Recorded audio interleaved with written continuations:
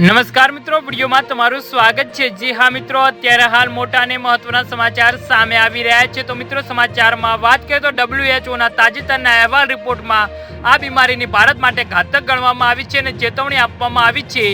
WHO ના અહેવાલમાં જણાવ્યું છે કે વાયરલ ચેપ ગણાતી ઓરીની બીમારી ખાસ કરીને બાળકોમાં વધુ ફેલાય છે, પણ તે કોઈ પણ ઉંમરના વ્યક્તિને પણ થઈ શકે છે।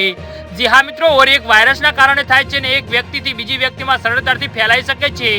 WHO ના તાજેતરના અહેવાલ મુજબ ઓરીની બીમારીને ભારત માટે ઘાતક ગણવામાં આવી છે।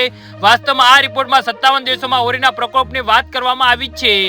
જી હા મિત્રો, અત્યારે હાલ મોટા સમાચાર સામે આવી રહ્યા છે, જેમાં ભારતને બીજું સ્થાન મળ્યું છે। આ સિવાય રિપોર્ટમાં કહેવામાં આવ્યું છે કે ઓરીના ચેપ સામે રસીકરણમાં સતત ઘટાડો થઈ રહ્યો છે, જેના કારણે ચેપના કેસોમાં વધારો થયો છે।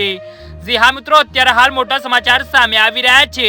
અહેવાલ મુજબ 2023માં ઓરીના 10.3 મિલિયન કેસો નોંધાયા હતા, જે સૌથી વૈશ્વિક સ્તરે ચેપની ઘટનાઓમાં 20% વધારો થવાની ધારણા છે। તે જ સમયે અનુમાની મૃત્યુની સંખ્યામાં પાછલા વર્ષની સરખામણીમાં 8%નો વધારો થયો છે અને વૈશ્વિક સ્તરે ઓરીના કારણે 1,07,500ના મૃત્યુ થયા છે। જી હા મિત્રો, તો આના વિશે તમારું શું કહેવું છે તો નીચે કોમેન્ટ બોક્સમાં જરૂરથી જણાવજો અને મારી યુટ્યુબ ચેનલને સબસ્ક્રાઇબ કરવાની ભૂલતા નહીં। ધન્યવાદ।